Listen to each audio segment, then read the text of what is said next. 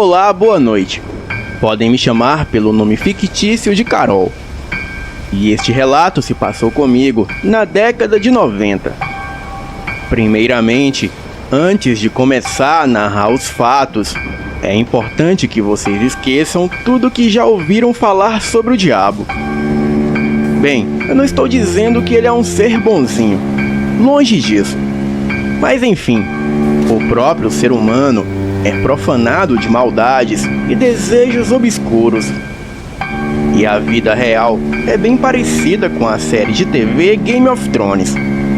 Nenhum vilão acha que realmente é o vilão, e não existe ninguém bonzinho.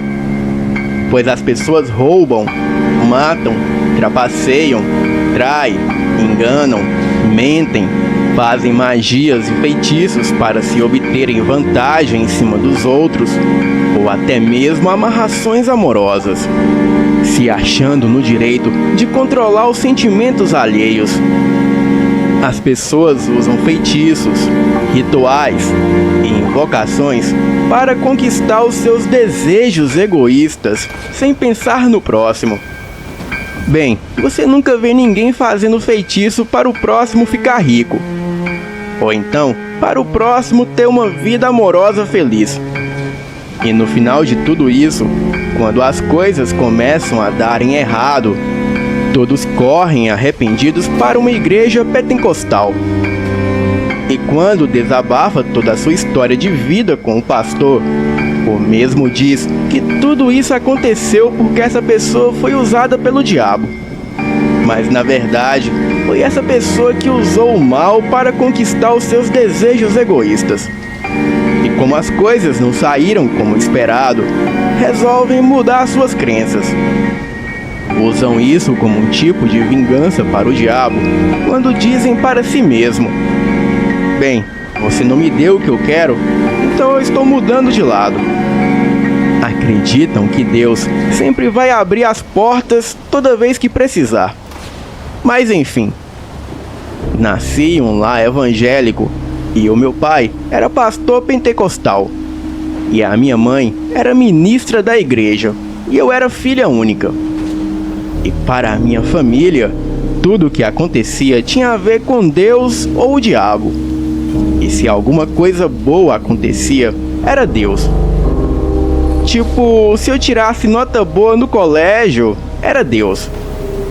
E se o meu pai batesse o carro e saísse vivo, também era Deus que o salvou da morte.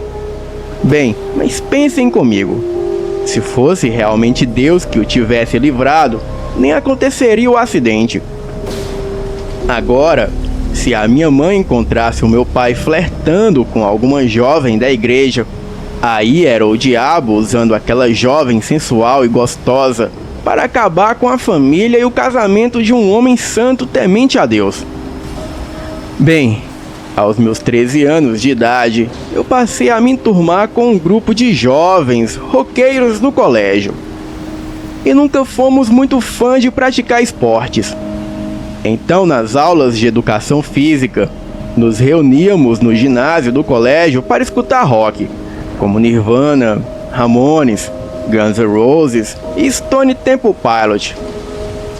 Bem, quem é dessa época deve lembrar que ser roqueiro e se vestir todo de preto era a moda dos anos 90.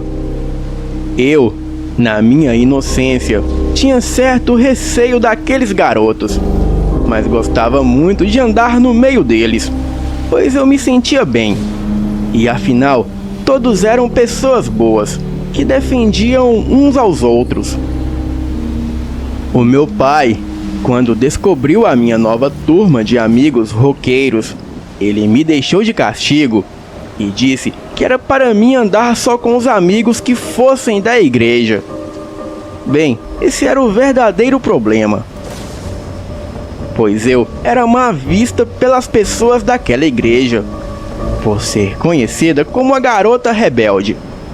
Agora, os outros adolescentes da igreja eram os exemplos de vida, os santinhos, e todos tinham orgulho deles.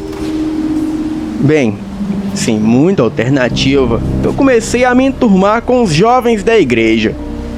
E o que eu vi ali estava muito longe de serem os santinhos, pois durante os cultos eles oravam, falavam em línguas, profetizavam, expulsavam demônios, mas fora da igreja eles fumavam, bebiam, praticavam orgias entre eles e faziam o inimaginável. Bem, certo garoto, que eu chamarei aqui pelo nome de Rai, ele tentou ficar comigo dentro da igreja, em um dia que não havia culto. E ali estava eu, ele e outros jovens ensaiando no coro da igreja. Eu disse que não, e que eu até poderia ficar com ele sim, mas em outro lugar, pois dentro da igreja era uma falta de respeito com Deus. Bem, e sabe o que ele disse? Ele disse que não, pois em outro lugar alguém poderia ver e sujar a boa reputação que ele tinha. Bem, e como ele não conseguiu o que ele queria comigo, ele procurou outra garota, e os dois conversaram e foram para o banheiro da igreja. Eu, muito inocente, não pensei em nenhuma maldade, e fui em seguida. E chegando lá, eu presenciei algo que nunca deveria ter presenciado. O Rai estava com as calças abaixadas, enquanto a garota, que eu chamarei aqui de Ana Clara, estava com a boca em seu pênis. Bem, eu não entrarei em detalhes, pois esse não é o foco do relato. Eu era tão pura e boba que saí dali correndo e fui para casa. E poucos minutos depois, a minha mãe disse que a Ana Clara estava ao telefone e queria falar comigo. Atendi a ligação e a garota teve a audácia de me ameaçar. E disse que se eu contasse aquilo para alguém, simplesmente ninguém nunca acreditaria em mim, pois era a palavra dela contra a minha. E se mesmo assim eu contasse, ela falaria que era mentira minha e que fui eu que estava fazendo essas coisas. Bem, eu disse a ela que não contaria para ninguém, pois isso não era da minha conta. Mas a santinha do pastor até me ameaçou de morte, caso eu contasse. Bem, os dias se passaram e eu tomei um certo medo de frequentar os cultos. Mas quando eu não ia, o meu pai me arrastava na rua e me levava à força, e com muita violência, contra uma garota de 13 anos pesando apenas 45 quilos. Os jovens da igreja começaram a inventar coisas com o meu nome. A Ana Clara, por exemplo, disse que eu estava dando em cima dos meninos durante os ensaios de louvor de jovens. E o pior de tudo era que o meu pai acreditava e me espancava, chegando a pegar uma vassoura piaçava e esfregar contra o meu rosto na parede. Bem, a minha mãe não se intrometia, pois ele dizia que era o chefe da família e que a mulher tinha que ser submissa ao homem. Certa vez, o meu pai precisou viajar. Então, ficou outro pastor de outra igreja no lugar dele.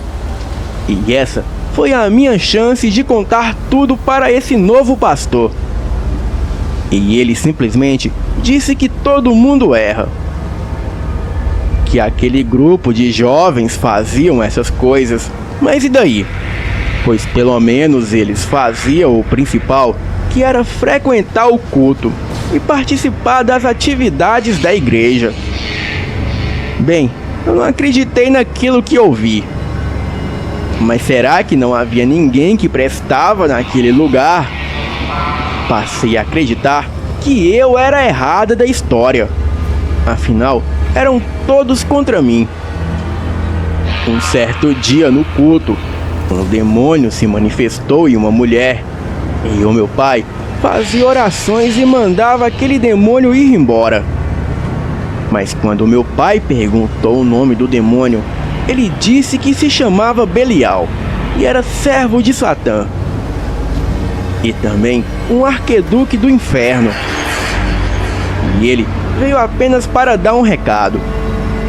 Nessa hora, aquela mulher possuída apontou o dedo para mim e disse: "Tá vendo aquela garota ali? Ela pertence ao meu mestre, e todos vocês ainda vão se ajoelhar para ela." Em seguida, a mulher caiu desacordada no chão e o demônio a deixou. Bem, eu não preciso nem dizer que depois disso, quando chegamos em casa, o meu pai me deu uma outra surra de deixar marcas por todo o meu corpo. Ele disse que eu a envergonhei diante de todos da igreja e que com certeza eu deveria estar aprontando algo sem ele saber. Mas o demônio sabia e apontou os meus erros diante de toda a igreja. Eu fui para o meu quarto chorando e a minha vontade era de morrer naquela noite. Peguei uma navalha e estava decidida a cortar os meus pulsos. E quando foi por volta de 3 da manhã, eu entrei para o banheiro, tranquei a porta e estava decidida a acabar com tudo, pois eu não aguentava mais aquela vida. E foi aí que eu escutei alguém bater na porta do banheiro. Achei que era o meu pai. Então escondi a navalha e saí do banheiro. E para a minha surpresa, não era o meu pai. Era um homem de aproximadamente uns 20 anos. E ele era alto, loiro dos olhos azuis, e a sua voz era perfeita. Então ele virou para mim e disse: "Olá, donzela, o que pensa que está fazendo?" Eu perguntei quem ele era e o que ele estava fazendo na minha casa. E ele disse que era uma projeção do meu consciente. E que também não tinha um corpo físico, mas não deixava de ser real. Por alguma razão, eu sabia que aquele homem era o diabo, pois acreditava que o destino de quem tira a própria vida era o inferno. E por isso, ele veio até mim me buscar pessoalmente. Afinal, como eu era filha de um homem santo, eu deveria ser o maior triunfo do diabo. Mas a sua voz parecia me acalmar, e eu não senti medo. Muito pelo contrário, eu senti uma paz, e um perfume de rosas tomou conta do ambiente. Bem, eu logo disse: O que você quer de mim?" "Quero te ajudar, minha criança." "E por que você quer me ajudar? Você é mentiroso." "Eu? Sou mentiroso?" "Olha os servos fiéis do seu Deus, que frequentam a igreja do seu pai. Hipócritas, vivem de aparências, mentem para si mesmo e acham que são dignos da misericórdia de Deus. Lutam contra mim, mas nem imaginam que serão mortos pela mão do próprio Deus. Pois a colheita de Deus começa de dentro das sinagogas. E como diz a tal palavra, separando o joio do trigo. Mas engana-se quem acha que o joio pertence a mim. Não, o joio serve unicamente para ser queimado. E eu, o diabo, tenho interesse em homens e mulheres dignos, de caráter e de forte índole. Homens fortes que lutam por justiça e bens materiais. Aquele que não se cansa de lutar pelo ouro. Bem, muitos te disseram que a preguiça é do diabo. Mentira! Pois eu odeio homens e mulheres preguiçosos. Os meus seguidores leais trabalham dando o seu melhor. E no fim, eles são bem recompensados. Minha pequena Carol, eu pretendo destruir o seu pai e todos os protagonistas principais daquela igreja. Mas eu pretendo te poupar. Pois o seu Deus, ele viu todos pisarem em você, uma garota de alma pura, e ele não fez nada. Mas eu pretendo te enaltecer. Jure lealdade a mim, e te prometo que te entregarei todos os seus inimigos. Terás uma vida de riqueza, luxo e tudo que desejar lhe será possível. Bem, depois de ouvir essas palavras, eu fiquei paralisada sem saber como reagir. E tudo o que ele falava realmente fazia sentido. Mas foi aí que lembrei que ele também é conhecido como o enganador, que enganou os anjos a se rebelarem contra Deus e também enganou Eva a fazendo comer o fruto que Deus disse para ela não comer. Mas foi aí que aquele homem olhou nos meus olhos e disse: minha pequena, eu sou uma projeção da sua mente. Eu consigo ler os seus pensamentos. Os anjos do céu, Adão e Eva, eram seres perfeitos. Eu não os enganei. E tudo o que eles fizeram conscientes e sabendo o que faziam. A minha luta sempre foi pela liberdade. Bem, mas eu não estou aqui para discutir religião. E muito menos para tentar te convencer de algo que será bom para você mesma. Se não aceita a minha proposta, tudo bem, eu me retiro. Mas na próxima vez, não será eu que irei te procurar. Em seguida, deu um estrondo e aquele ser sumiu. Muito parecido como os mágicos somem na fumaça. E aquela fumaça deixou um cheiro forte de enxofre em toda a casa. Porém, parecia que só eu sentia aquele cheiro, pois minutos depois a minha mãe se levantou para ir até a cozinha beber água. E se ela tivesse sentido esse cheiro forte de enxofre, com certeza ela viria no meu quarto me perguntar o que era isso, pois nessa época eu era culpada de tudo. Acordei no outro dia cedo para ir para o colégio e me lembrei de tudo que ocorrera naquela noite.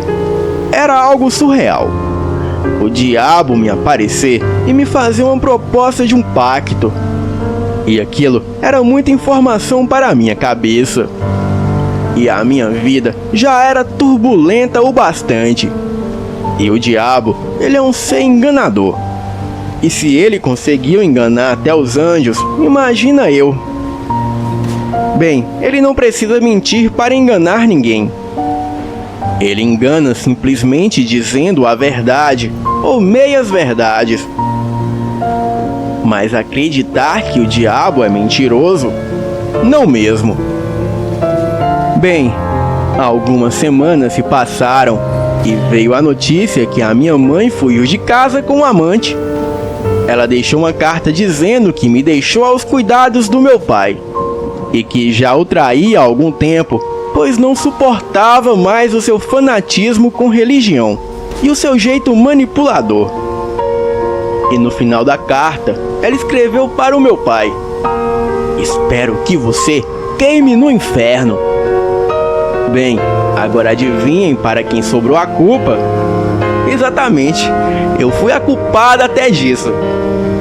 O monstro do meu pai dizia que agora sabia o porquê de eu ser tão rebelde, pois eu tinha o mesmo sangue da minha mãe, o sangue de uma puta vadia. Bem, era meu aniversário de 18 anos, no dia 2 de maio de 1995, e eu cursava o 3º ano do ensino médio. E nesse dia, os meus únicos amigos da escola, o grupo de roqueiros com quem eu andava às vezes, resolveram me fazer uma visita. Eles chegaram na minha casa por volta das 3 da tarde. E naquele horário, o meu pai estava trabalhando. Eles me levaram alguns presentes, como um LP da banda Green Day, que se chamava Duke, e que a banda tinha lançado há pouco tempo. Levaram uma caixa de bombons e umas latinhas de cerveja. Afinal, já éramos maiores de idade. Bem, eu confesso que eu nunca gostei de cerveja, mas eu bebi para não fazer desfeita. E foi aí que o meu pai chegou. E quando ele viu aquilo, Ele me xingou na frente dos meus amigos e os expulsaram da minha casa. Claro que os meus amigos não permitiram que ele falasse assim comigo, e eles afrontaram o meu pai. E isso só piorou as coisas para o meu lado. Aquele monstro me deu um soco na boca que eu caí desacordada. E só acordei no outro dia, na hora de ir para o colégio. Nesta época, o meu pai já havia perdido o cargo de pastor na igreja, pois o seu comportamento era duvidoso com os fiéis hipócritas. Então, entrou outro pastor em seu lugar, e o meu pai passou a ser o ministro do pastor. Bem, e foi pura ilusão minha achar que as coisas melhorariam, pois o novo pastor era ainda pior. E neste dia, ao invés de eu ir para a aula, eu fui até a casa dele e contei tudo o que vinha acontecendo em minha vida. Ele me chamou para entrar e me prometeu ajuda. Mas para isso, eu deveria colaborar com ele. E em seguida, ele tentou me beijar à força. Eu o empurrei e perguntei se ele ficou louco. Ele era um homem moreno alto e era muito forte. Então ele me pegou à força, tapou a minha boca e colocou a mão em minhas partes íntimas.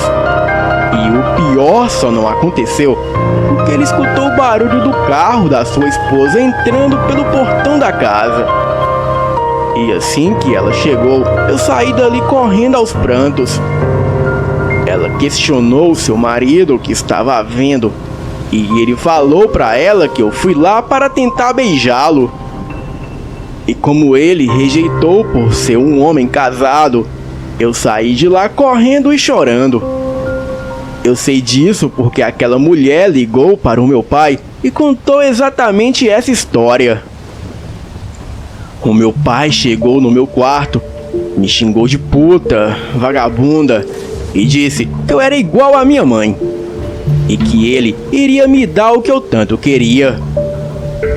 E foi aí que aquele monstro me agrediu, me jogou na cama e me violentou a noite toda. Eu desmaiei, e quando acordei pela manhã, eu sangrava muito, pois eu era virgem. Então, eu me senti um lixo, pois aquele monstro já havia saído para a igreja. E nessa época, nos anos 90, ainda não havia a Lei Maria da Penha. E muitas mulheres sofriam abusos de homens que sequer se importavam com as leis, pois era uma época de escuridão para nós mulheres. E se uma mulher fosse abusada e denunciasse à polícia, ela sairia como vagabunda. E o autor do crime sairia como vítima. Bem, aquele era o fim, pelo menos o meu.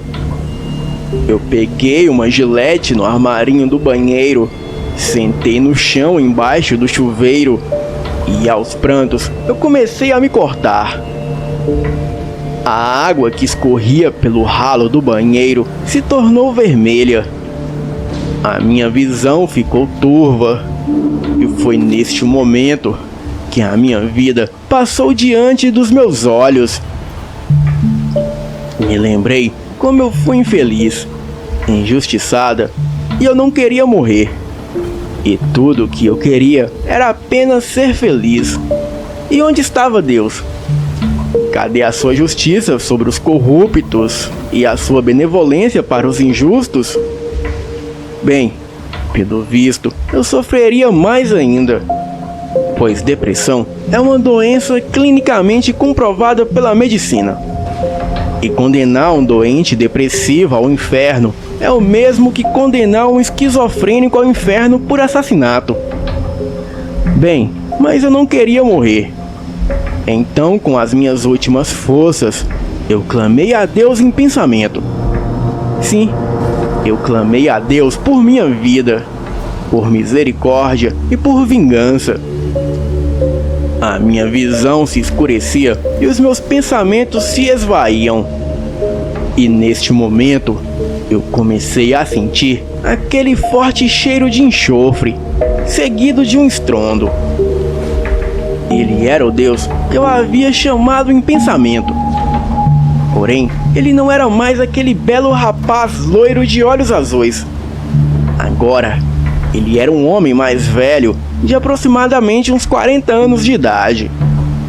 Barba feita, estava de roupa social e possuía longas asas negras e olhos negros e profundos.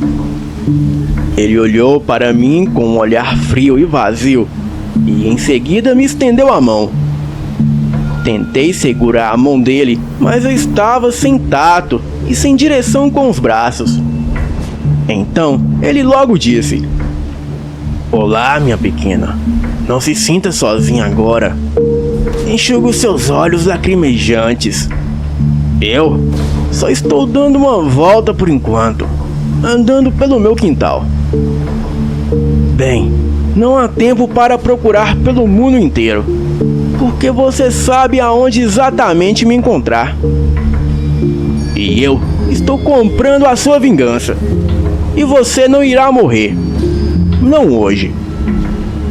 Bem, eu não sei quanto tempo se passou, mas o diabo permaneceu ali, cantando uma música do Green Day para mim.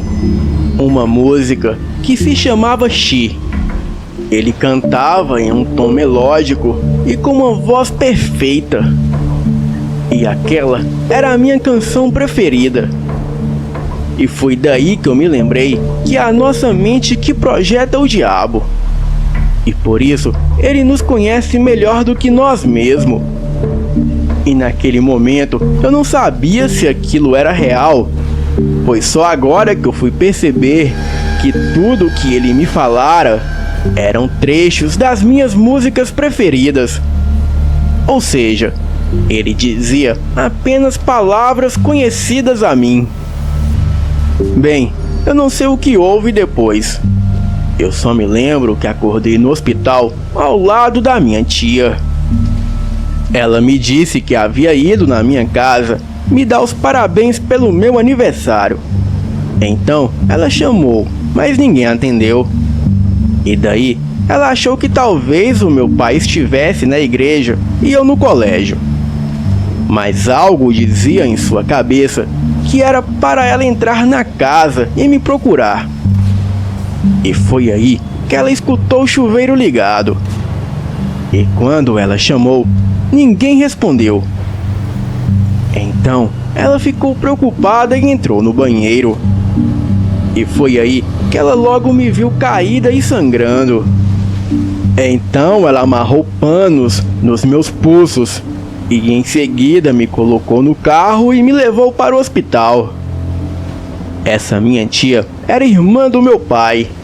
Ela era uma boa pessoa, mas o meu pai não gostava dela pelo fato dela ser ubandista.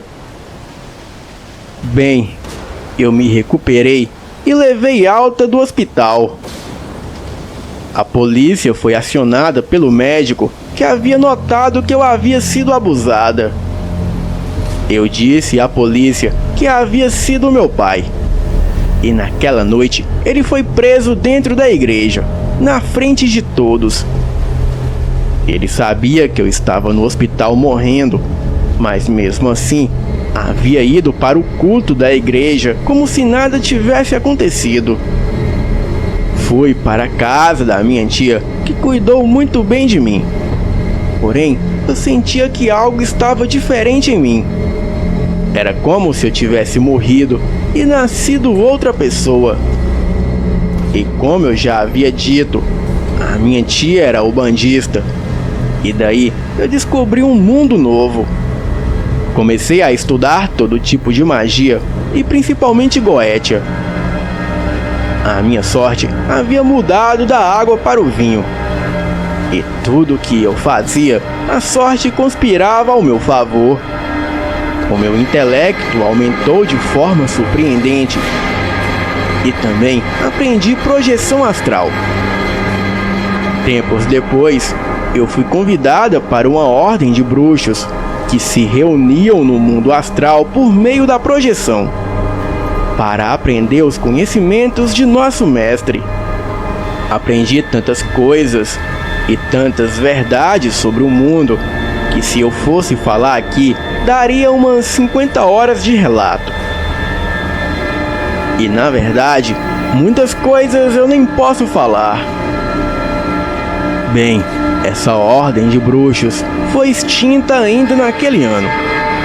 Então, a partir daí, eu parei de estudar sobre magia. Afinal, eu já sabia o suficiente para me proteger de muitas coisas e realizar a minha vingança. Conheci um rapaz lindo no carnaval do Rio de Janeiro e ele era um milionário americano. Falava português fluente e então nos apaixonamos e nos mudamos para o Paraná. Esse rapaz se chamava Anthony e era simplesmente perfeito. Um deus grego na beleza e me tratava como uma princesa. Em 1996, eu sonhei com os seguintes números: 9, 37, 39, 41, 43 e 49. Apostei esses números na Mega Sena e ganhei sozinha com 6 pontos, 2.300.000 reais. Bem, eu que já era rica, agora eu era milionária. Investi esse dinheiro em algumas ações da empresa do meu marido e essas ações dispararam. E daí eu me tornei uma mulher muito poderosa. E nunca me faltou nada. E eu tinha tudo que o dinheiro podia comprar. O meu marido sabia toda a minha história de vida. E certo dia, ele virou para mim e disse: "Bem, minha princesa, está na hora." Bem, eu não entendi o que ele quis dizer com aquilo. E ele continuou a falar com aquela voz doce: "Carol, está na hora da vingança. Na hora de retornar para o Rio de Janeiro e destruir todos aqueles que lhe fizeram mal. A vingança é sua. Eu não poderei te ajudar em nada. Porém, eu posso ir com você, pois eu não quero perder isso por nada deste mundo, Carol." Eu achei que o Anthony me aconselharia a esquecer tudo isso de vingança e viver uma nova vida ao seu lado. Mas ele acabara de colocar lenha na fogueira e disse exatamente o que eu queria ouvir. Então, no dia seguinte, partimos para o Rio de Janeiro. Continuei frequentando a mesma igreja que fazia parte há anos atrás. E todos sabiam que eu havia me tornado milionária. E eles simplesmente fizeram uma festa ao meu retorno, como se nada tivesse acontecido. Inclusive, o meu pai já havia sido absolvido pela justiça. O maldito não cumpriu nem 2 anos de pena. Ele dizia estar arrependido, chorou e fez aquele teatro todo, que somente ele sabia fazer. Mas enfim, ele estava no lugar certo, pois ali na igreja só havia ex-traficantes, ex-drogados e ex-prostitutas. Enfim, agora todos me bajulavam e eu comecei a jogar o jogo. O meu marido Anthony era realmente um magnata da indústria farmacêutica, que além de muito poderoso, era um excelente ator da vida real. Fingia ser um homem humilde e amigo de todo mundo. E gente burra cai com muita facilidade. Comprei um sítio bem afastado de qualquer vestígio de civilização e anunciei uma festa particular para os membros da igreja, onde haveria muito churrasco e muita oração. Os meus capangas, que chamarei aqui de empregados, prepararam muito bem o sítio para a grande celebração. E esses homens não eram empregados qualquer.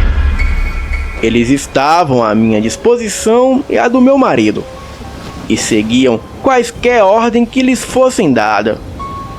matavam e morriam com as nossas ordens. Bem, poucas horas antes do evento, eu fiz uma visitinha para o meu pai. E ele ficou bem nervoso com a minha visita inesperada. Acho que ele já sabia o porquê de eu estar ali. Ainda mais pelo motivo de eu ter entrado na casa sem chamar. Os meus homens o amordaçou e o jogou no porta-malas do carro e seguimos para o sítio. Chegamos um pouco antes para os preparativos e o meu pai era um lobo em pele de cordeiro. E se ele não pensou duas vezes para abusar de mim, bem, agora a vítima seria ele. 2 dos meus homens o pegaram e em seguida amarrou um arame farpado e um cabo de vassoura.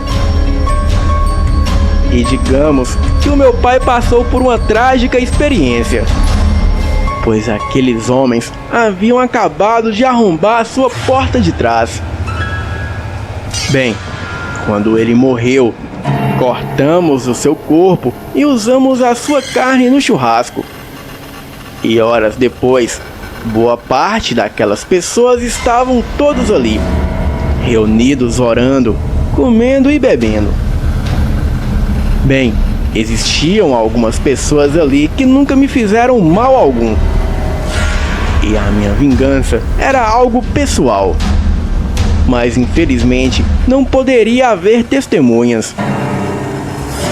Como havia um forte sonífero nas bebidas, os que não beberam e dormiram, os meus homens atiraram neles com pistolas de dardos tranquilizantes. E ali haviam 37 pessoas no total. E eu havia mandado cavar 40 túmulos com 40 caixões de madeira. E o meu plano era os enterrar em vivo. Mas depois eu logo percebi que essa não era eu. Pois eu poderia matar os culpados, porém haviam pessoas ali que não sabiam de nada. E além do mais, haviam crianças que estavam ali somente por causa dos seus pais. Voltei atrás do meu plano e disse para Anthony que só mataria os que me fizeram mal. E os outros eu deixaria viver. Mas neste momento, o semblante de Anthony mudou e ele disse que eu deveria matar todos, pois esse era o plano.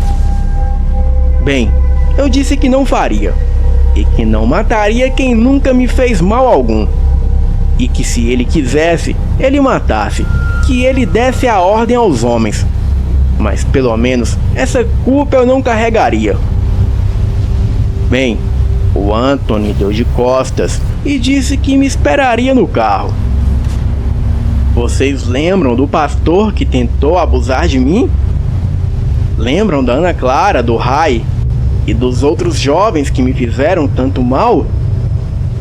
Bem, todos eles foram colocados dentro de pneus e em seguida eu dei a ordem para os meus homens incendiar. Incendiei também o ônibus que paguei para trazer todos até o sítio. Entrei no carro com o Anthony e os 3 homens que seguiam as minhas ordens. Já os outros 4 homens foram na caminhonete Hilux. E o restante das pessoas ficaram lá no sítio, pois até elas conseguirem sair dali e pedir ajuda, já estaríamos bem longe. Pegamos o avião naquele mesmo dia e voltamos para o Paraná. E depois de uma semana, pegamos o voo para os Estados Unidos, mas fomos detidos pela polícia pela suspeita de assassinato. O Anthony foi o primeiro a ser interrogado. E meia hora depois a polícia nos libera. E mais tarde eu fui entender que o Anthony não era uma pessoa normal, pois ele tinha policiais, juízes e até mesmo promotores que trabalhavam para ele. E assim que chegamos em Nova York, Anthony mostrou a sua verdadeira face para mim. E ele era o próprio diabo. Aquele corpo que ele usava era de um escolhido por ele mesmo, o qual ele prometeu recompensar aquela pessoa se o deixasse usar o seu corpo como hospedeiro. Então ele virou para mim e disse: "Olá, minha pequena, eu pareço bem real para você?" Perguntei a ele se seria o meu fim. Afinal, havia terminado a minha missão. Na verdade, eu havia terminado o jogo dele. E ele disse: "A sua vingança está completa, minha princesa. Mas a minha não. Pois era para você ter matado a todos. E eu estou muito decepcionado com você. Eu sei que o seu maior desejo sempre foi morrer. Então seu castigo será continuar vivendo uma vida longa com muito dinheiro e muita saúde." Estávamos em nosso apartamento de luxo no centro de Nova York. Mas antes dele sair, ele se virou e disse: "Bem, eu quero o divórcio, mas você pode ficar com o apartamento, com a mansão em Manhattan e com 50% das ações da empresa." E antes que ele saísse pela porta, eu o chamei e disse: "Satã, obrigada." E ainda de costas, ele levantou o dedo do meio por trás dos ombros e logo saiu.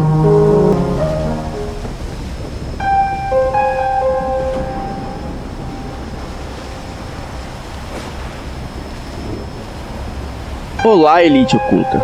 Boa noite. Eu me chamo Charles e sou nascido e criado na cidade de Ceilândia, no entorno do Distrito Federal. E o que vou lhes contar aconteceu comigo em 2017. Bem, não vou mencionar descrições pessoais. Acho que isso é irrelevante para o relato. Bem, agora sem mais delongas, vamos para o relato. No ano de 2017, eu estava terminando o ensino médio. E como muitos em Brasília, eu já estava estagiando numa empresa, como jovem aprendiz. Mesmo com a rotina meio puxada, eu estava bem feliz com esse ritmo que eu tinha adquirido. E mesmo tendo que acordar às 5 da madrugada para poder ir para o trabalho, que era no plano piloto, e de lá eu prosseguia direto para a escola, sem descanso, sem pausa ou tempo para desencanar. Bem, era bom eu ter o meu trocado no fim do mês. E naquele tempo eu era evangélico e congregava numa igreja conhecida como Igreja de Cristo no Brasil. Uma congregação pequena, porém muito simpática, cheia de pessoas amáveis e simples. Era o lugar onde eu me sentia querido e parte de um todo. Essa igreja fazia todo ano um evento chamado Jump, que era como uma espécie de festival de música gospel, com bastante cultos e reuniões voltadas para a galera mais jovem, na faixa entre 12 e 25 anos. Era um evento bem animado e divertido. E nesse ano específico, eu conheci uma garota por quem desenvolvi um afeto muito grande. A minha crush, por assim dizer. Ela estava com uma caravana da cidade de Águas Lindas de Goiás. E para quem não sabe, essa cidade fica bem próximo de Ceilândia. Porém, fica fora da região, que chamamos de entorno. Mas era coisa de 40 minutos de ônibus até a cidade dela. Bem, eu acabei pegando o contato dela e viramos amigos. Passei a ir aos cultos na igreja onde ela fazia parte. E mesmo sendo uma viagem de 40 minutos, eu ia todo domingo. E até mesmo sendo um pouco caro, pois para voltar eu sempre voltava de Uber, o que gerava em torno de R$ 40 sempre para voltar. Mas vocês sabem como é adolescente, né? E a minha mãe e o meu pai, por serem separados, não ligavam muito para mim. Bem, os pais dela gostavam muito de mim, e o pastor da igreja até nos colocava como exemplo para os recém-convertidos que tinham namoradas. Dizia que a nossa relação era saudável como amigos e que na hora certa Deus iria revelar se a nossa relação era abençoada por Ele, mas que por enquanto nós esperaríamos até que Deus nos desse o sinal. Acontece que numa certa vez, em uma das minhas visitas após o culto, eu acompanhei a garota até a sua casa. Os pais dela haviam viajado, eu não sei para onde, e a casa estava sozinha, somente ela lá. Bem, eu estranhei, pois quando chegamos perto da casa, os cães da vizinhança começaram a latir muito, como se estivessem agitados ou estressados com algo. Alguma coisa parecia me avisar que algo ali estava errado. Mas a garota começou a me atrair com seus encantos. O seu jeito meigo e tímida me cativava muito. Bem, era cedo, e nem eram 10 da noite ainda. E como eu estava acostumado a ficar ali até tarde da noite, eu me acomodei e fiquei vendo TV. Naquela noite, estava passando um filme romântico. Se não me engano, era Barraca do Beijo. Um desses filmes bem melosos, de romance adolescente. Vocês sabem. Ela do nada se levantou e me deu um selinho, e eu retribuí.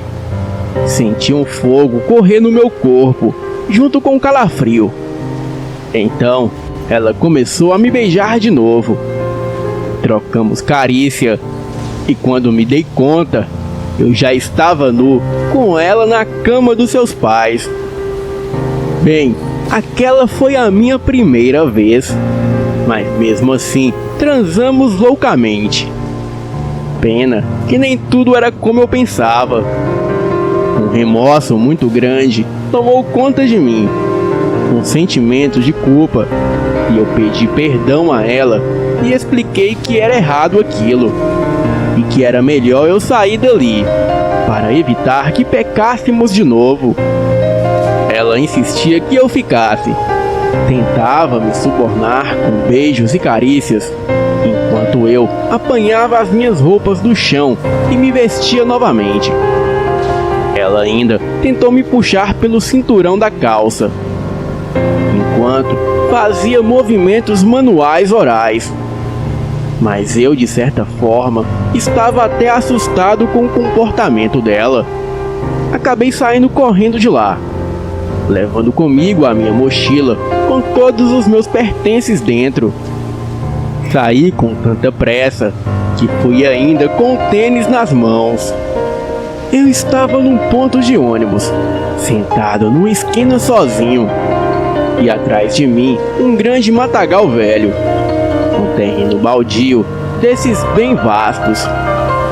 E aí as coisas desandaram de vez. Eu ouvi um rosnado como de um cão muito grande bem próximo a mim. Era algo como se um cachorro raivoso rosnasse para mim de dentro do mato. Fiquei muito assustado. Então, peguei o meu celular para chamar um Uber. E foi quando 2 caras com moletons e capuzes chegaram numa moto apontando uma arma para mim. Eles já mandaram eu entregar o celular, entregar tudo e não olhar para a cara deles.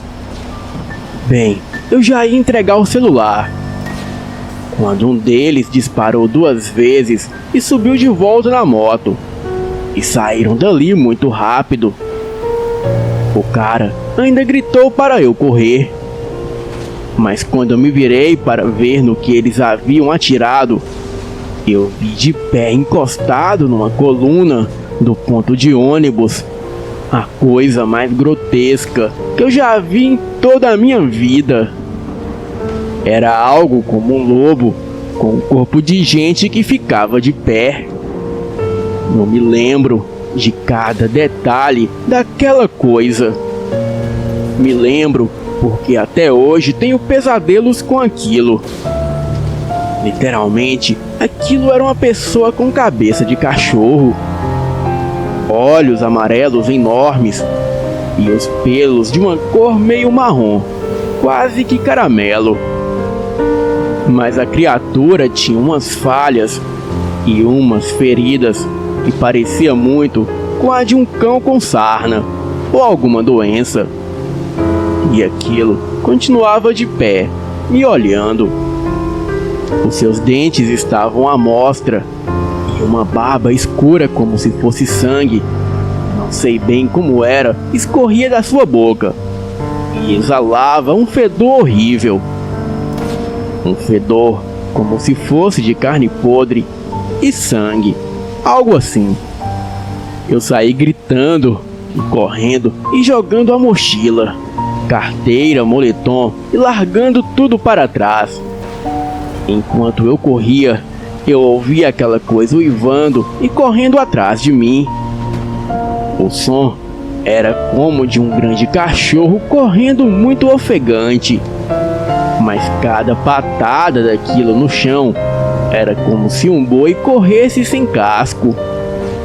Bem, eu estava ficando desesperado e aquilo saltou sobre as minhas costas, me derrubando no chão e me arranhando em seguida.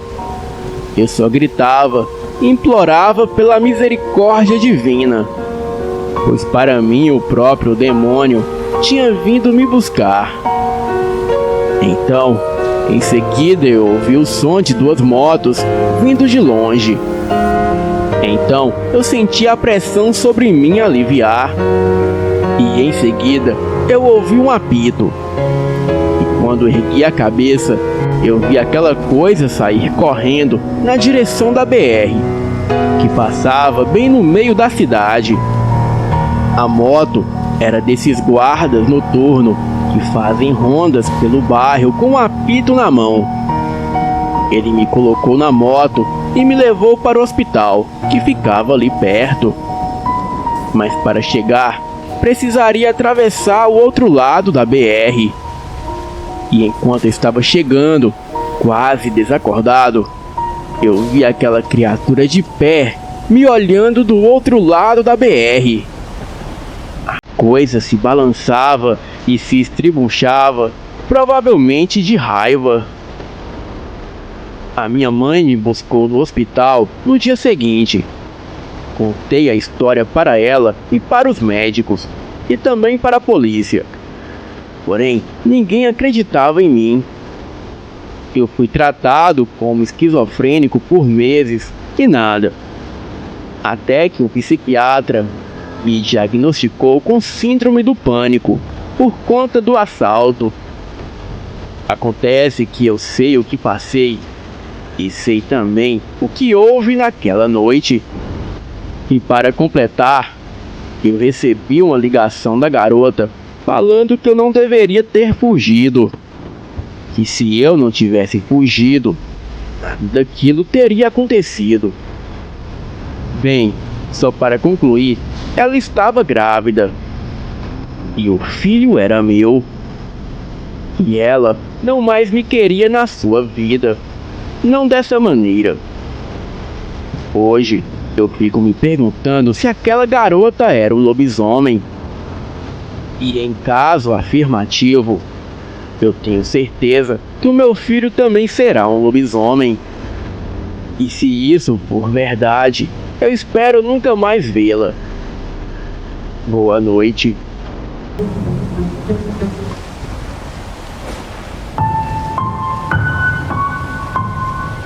Me chamo Dayana, e este fato ocorreu na cidade de Antônio Dias, Minas Gerais, no ano de 2005.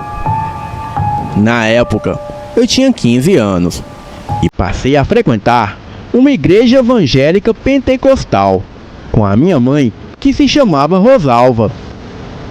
Nessa igreja, frequentemente, o pastor sempre fazia sessões de exorcismo com os membros que se manifestavam. Era muito comum ele pedir para todos fecharmos os olhos e orar pela pessoa que caía endemoniada. E isso ocorria com frequência durante os cultos de quarta-feira e domingo. Eram sempre espíritos de pomba-gira, Exu Caveira, dentre outros. A minha mãe tinha o costume de sempre convidar pessoas para ir nessa igreja, pois o pastor de lá era um homem com um dom incrível de afastar o mal que agia na vida das pessoas.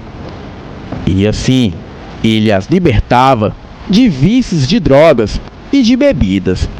E por meio da fé e oração, a vida da pessoa começava a andar. E assim, era mais uma alma ganha para Deus.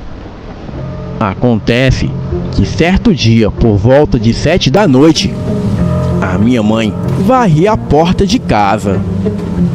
A nossa rua era bem deserta. Então, ela observou um homem passando pela nossa rua. Até aí tudo bem, mas o homem parecia passar mal. Ele gritava, urrava e rosnava, caía no chão e se debatia. A minha mãe, acreditando que ele estava possuído ou passando mal, ela encheu um balde com água e orou sobre o homem e sobre a água no balde. Em seguida, ela jogou a água no homem. Incrivelmente, ele voltou ao normal. Ele agradeceu à minha mãe e disse que desde que nasceu foi amaldiçoado por uma tia invejosa que não podia ter filhos. Então, a partir daquele momento, ele passou a ter essas crises e se transformar numa coisa horrenda. E vagava pelas matas à procura de carne e sangue fresco. A minha mãe, muito ingênua, logo disse que essa tia dele não somente o amaldiçoou, mas também ela fez um trabalho de magia negra na vida dele. E por consequência disso, um demônio muito poderoso estava tomando o controle do corpo dele. E se ele não procurasse um tratamento espiritual, esse demônio tomaria o controle por completo e o mataria. Em seguida, ela o convidou para ir com ela no culto de domingo, pois lá Deus o libertaria. O coitado, sem muita opção, concordou e disse que passaria na nossa casa às 19 horas em ponto, para todos nós irmos juntos. Cheguei até a achar que era apenas um bêbado sem noção e que com certeza no domingo ele nem lembraria de ir para o culto conosco. Mas para minha surpresa, ele apareceu. E assim, fomos nós três juntos para o culto. O tempo estava de chuva. Então, assim que cruzamos a esquina da igreja, começou a cair uma forte chuva. Chegamos lá bem na hora do louvor. E pouco antes de acabar o louvor, aquele homem começou a se manifestar. Bem, eu diria se transformar, pois imediatamente o pastor começou a orar sobre ele e pediu que todos os irmãos fechassem os olhos e orassem também. Na igreja deveria ter mais ou menos umas 15 pessoas. E como eu sou muito curiosa, eu fiquei de olhos abertos. O homem estava caído perto do altar. Ele estava no chão, imóvel, e 2 diáconos seguravam ele. Percebi que o homem era branco, porém estava ficando negro. Os diáconos se afastaram dele. Então eu pude ver que eram pelos que nasciam no seu corpo. O pastor continuou orando. E como eu estava com muito medo, eu fechei os olhos. E foi aí que eu escutei o pastor dizendo um palavrão. Ele disse: "Puta que pariu! Então eu abri os olhos novamente e vi que o homem já havia se transformado por completo em uma fera. Ele estava enorme, bem mais alto do que era a princípio. O seu corpo estava coberto por uma pelagem negra. A sua cabeça parecia a de um cachorro, com focinho longo, dentes caninos e orelhas pontiagudas. As pessoas começaram a se levantarem assustadas, e o pastor pedia para ninguém sair do lugar, e que era para todo mundo fechar os olhos e apenas orar. Eu estava em total pânico, pois nunca havia presenciado algo do tipo, e não conseguia fechar os olhos. Então a criatura se levantou e se pôs de pé. Estalou o pescoço em ambos os lados e em seguida pegou o pastor pelo pescoço e o arremessou a uns 5 metros de distância. Eu e outras pessoas gritávamos, e só me lembro do pastor levantando com a mão erguida na direção da criatura, orando. Houve então um estouro e todas as luzes da igreja explodiram. E nós ficamos totalmente no escuro. Então eu vi a silhueta da criatura correr em direção à saída da igreja e se mandar dali. Quem conhece Antônio Dias sabe que essa roça é meio que deserta à noite. Ainda mais que chovia bastante naquela noite. Os diáconos fecharam a porta da igreja e todos nós ficamos ali dentro, orando por horas. Depois da oração, o pastor disse que Deus libertaria a alma daquele homem, pois o demônio fugiu porque não era páreo para Deus. Mas sei lá, para mim aquilo era um lobisomem. Depois daquele dia, eu nunca mais vi aquele homem pela cidade.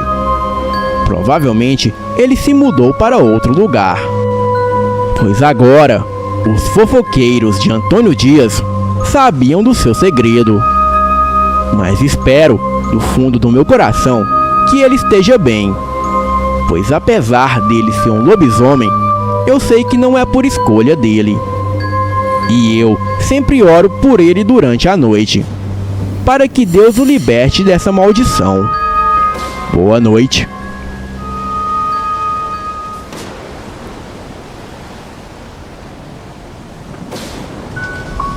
Boa noite, me chamo José Cláudio. Este relato se passou no ano de 1999 e até hoje tenho pesadelos só de lembrar. Neste ano eu era membro da FUNAI, a Fundação Nacional do Índio. Havia chegado uma denúncia de garimpos ilegais no Vale do Javari, que fica no extremo oeste do Amazonas. Este lugar é habitado pelas tribos indígenas mais isoladas do mundo. Existem até tribos que nunca tiveram contatos com o homem da cidade. Então, partiu eu e mais 2 companheiros de equipe para investigar tais denúncias.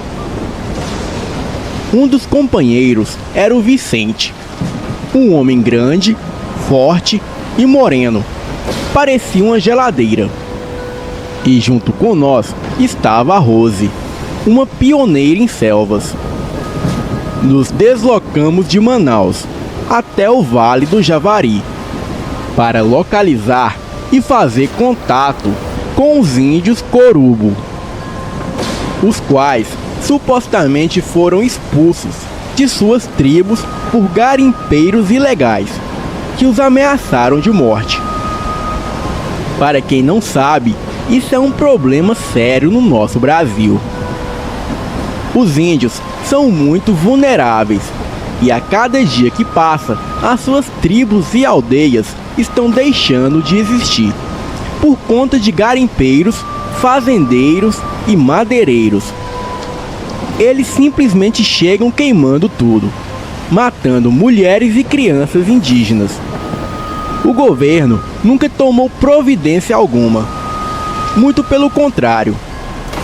No governo Temer, foram feitos cortes absurdos de verbas da FUNAI, deixando os índios mais vulneráveis do que já são. Enfim, vamos ao relato. Em visita recente ao Vale do Javari, extremo oeste do Amazonas, eu pude constatar a real beleza desse paraíso. Um lugar fascinante. E se manteve preservado por séculos. Mas agora está sendo ameaçado por garimpeiros ilegais. Esse tipo de pessoas são perigosas. Aliás, na selva existem todo tipo de perigos que se menos imagina. Mas a nossa missão era apurar as denúncias feitas pelos indígenas, reunir provas e entregar para a Polícia Federal, que assumiria o caso. Foi uma longa e exaustiva busca por essa tribo. Afinal, são os índios mais isolados do mundo. Mas enfim, os encontramos. Os corubos são monolíngues, andam nus, raspam a cabeça e fazem orifícios labiais e auriculares, e usam zarabatana. Eles vivem da caça, pesca e coleta de produtos como o cacau e o buriti, além de roças de milho, macaxeira, pupunha e cará. A única língua que conhecem é o pano, que é um tipo de língua falada por essa e outras poucas tribos isoladas do vale. A Rose sabia se comunicar nessa língua. O cacique nos disse que os garimpeiros aproveitaram que o povo corubo estava em guerra com os índios matis. Então, os garimpeiros aproveitaram para destruir as suas aldeias e os expulsar de suas terras. E também mataram mulheres e crianças corubo. Sabíamos que era verdade, pois se há uma coisa que os índios não são, é mentirosos. Reunimos outras provas de crimes de garimpeiros contra indígenas e voltaríamos no dia seguinte para Manaus, com as provas em mãos. Era um longo caminho a se percorrer, por mata fechada. Levaríamos pelo menos 3 dias até chegar na estrada e usar o rádio para contatar a equipe que estava acampando ali próximo, para nos buscar. No outro dia, bem cedo, partimos mata adentro. E quando foi por volta das 18 horas, acampamos próximo ao rio Curuçá. Montamos as barracas a uns 300 metros do rio. Acendi o lampião e preparei todo o material para iniciar a pesca. Pretendia ficar por ali até conseguir fisgar algum peixe merecedor de fotografia. Além do mais, esse era o nosso café da manhã do dia seguinte. Eram mais ou menos 00:30. E quando ao longe eu escutei rumores de muitas pessoas caminhando pela trilha que viemos pela mata. Sem a menor maldade, imaginei que seriam os corubos, em busca de uma boa pesca. Ainda olhei para a direção da trilha e pude perceber alguns vultos no escuro, pois o lampião não rendia muita luminosidade. Aqueles vultos falavam muito baixo, quase murmuravam, e não dava para distinguir nenhuma palavra, apesar de eu não entender a língua da família Pano. Nesta hora, o Vicente e a Rose estavam nas barracas, provavelmente dormindo, pois durante o dia teríamos uma boa caminhada. Fiquei ali, ao longe, observando aqueles vultos que surgiam caminhando, até que sumiram na curva da trilha. Neste momento, fiquei até feliz, pois parecia que estes índios eram bastante numerosos e, se resolvessem se instalar ali por perto, iriam atrapalhar a minha pescaria. Bom, a verdade é que o tempo passou e eu até esqueci deles. E foi quando comecei a ouvir gemidos ao longe, parecendo que alguém estava em apuros. Me lembrei dos índios que haviam passado por mim, mas também percebi que eles não estavam ali para pescar, pois não via nenhuma tocha acesa na orla da praia do rio Curuçá, ou sequer outra fonte de luz que seria necessário. Fiquei intrigado com aquilo e resolvi apurar mais a audição. Os gemidos e gritos vinham da direção de um pequeno campo de milho, ali perto. Instantaneamente, acreditei que pudessem ser um grupo de campistas. Mas apurando também a visão, eu pude perceber que alguns vultos, acredito que 5, andavam de um lado para o outro, se abaixavam e levantavam, como os índios fazem quando estão dançando. E foi aí que eles acenderam as tochas e eu pude ver melhor. Era um grupo de 7 índios que dançavam em volta de alguma coisa ou alguém. Eles simplesmente formavam um círculo e diziam coisas incompreensíveis para mim, pois eu não entendia quase nada da língua nativa deles. Pensei em chamar a Rose e o Vicente, mas talvez aquilo não fosse nada demais, então fiquei com receio de acordá-los à toa. Mas eu resolvi pagar para ver. E com isso, eu peguei a minha faca de pesca e o lampião e fui até a direção de onde estavam aqueles índios. Comecei a sentir muito medo durante o meu progresso, porém estava bastante curioso para saber o que estava acontecendo. E conforme eu me aproximava, aquelas vozes ficavam mais audíveis. Porém, eu não conseguia ver o que estava no meio deles. Imaginei 1 milhão de coisas naquele momento. Cheguei a uns 40 metros deles. Apaguei o lampião e fiquei escondido, apenas observando. Aquela voz que parecia implorar por alguma coisa já havia se transformado em gritos de dor. Eu não entendia o que aquela voz dizia, mas parecia ser palavrões e pedidos de socorro. Algo horrível de se ouvir, ainda mais sozinho no escuro. Eu não conseguia mais me mover, de tanto medo que senti. E foi aí que pude ver melhor o que estava ali no meio dos índios. Era um garoto indígena e parecia ter por volta de 13 a 15 anos de idade. O garoto estava amarrado em um tronco de madeira fincado no chão. As suas mãos estavam amarradas acima da cabeça. E em seguida, os índios em sua volta começaram a furá-lo com as... E foi aí que os índios deixaram as suas tochas em volta do garoto, formando um círculo. E em seguida foram embora dali, entrando no escuro da mata, e desapareceram. Eu estava decidido a tirar o garoto dali e o ajudá-lo, mas resolvi esperar no mínimo 10 minutos, para ter certeza que os índios não iriam voltar. O garoto gritava e chorava, e faltava apenas 2 minutos para que eu fosse até lá, o ajudá-lo.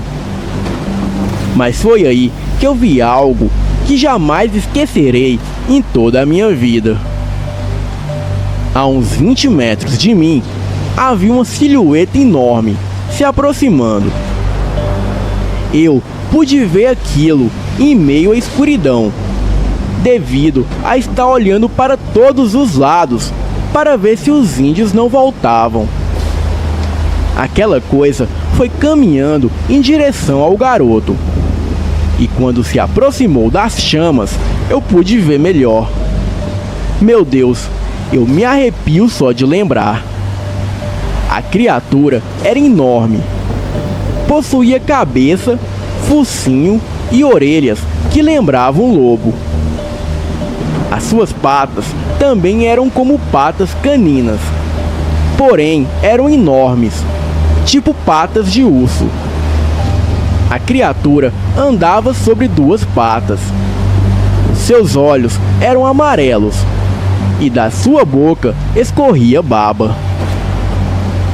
O meu medo foi tão grande que só fiquei ali, paralisado, observando aquela coisa. A fera estava a uns 3 metros do garoto, e daí ficou na posição de 4. Armou um pulo e pulou em cima do garoto, ficando pendurada em seu corpo, enquanto cravava os seus dentes no pobre menino, o devorando.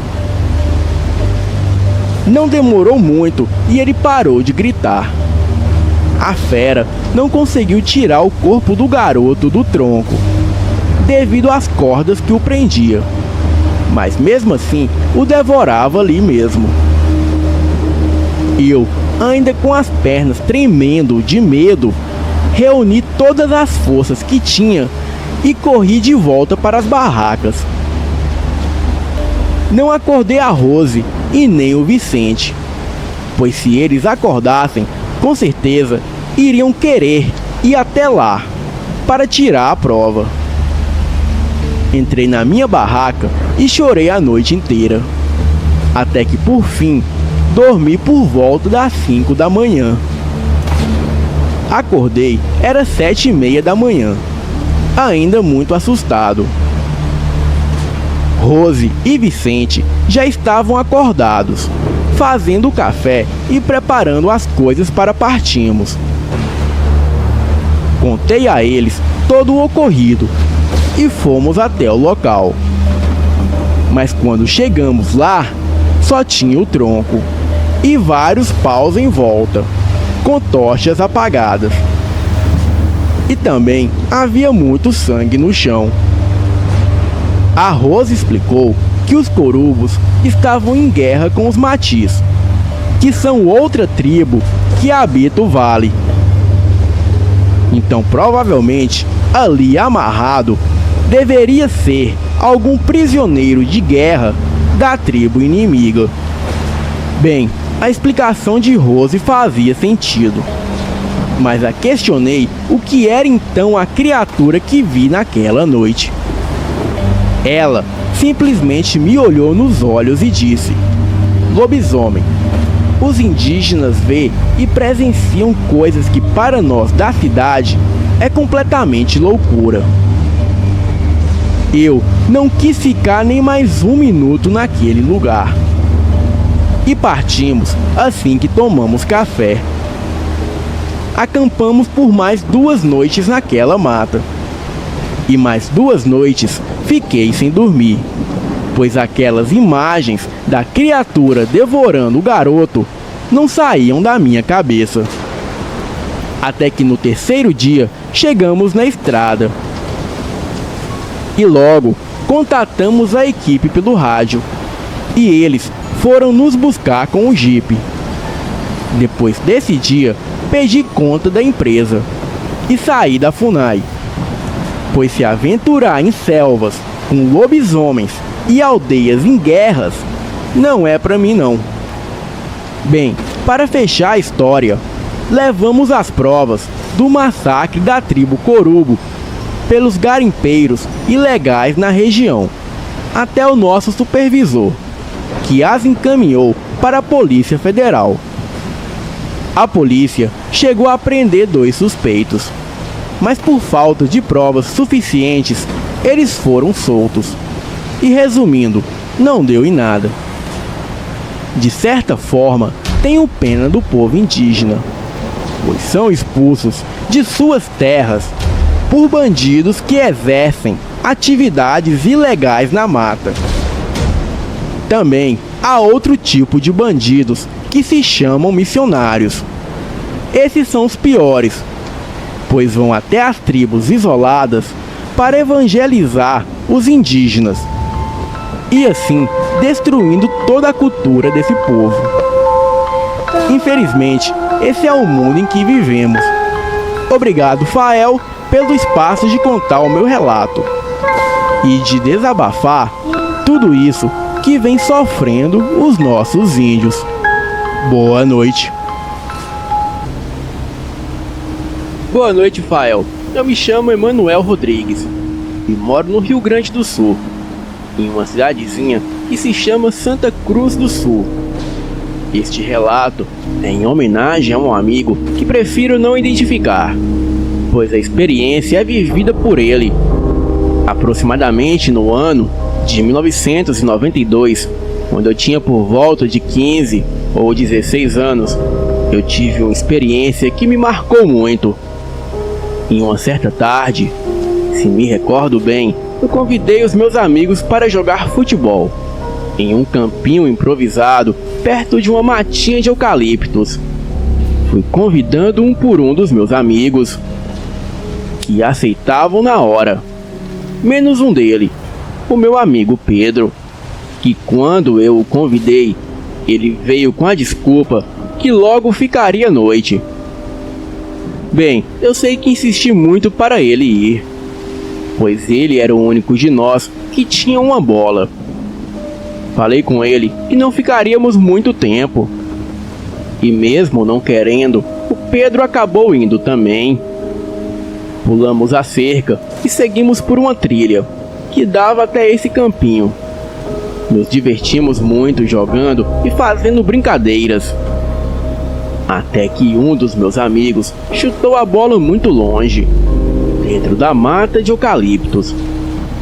Falei na hora para ele ir buscar, mas o Pedro se propôs a ir, e já foi caminhando em direção de onde tinha caído a bola.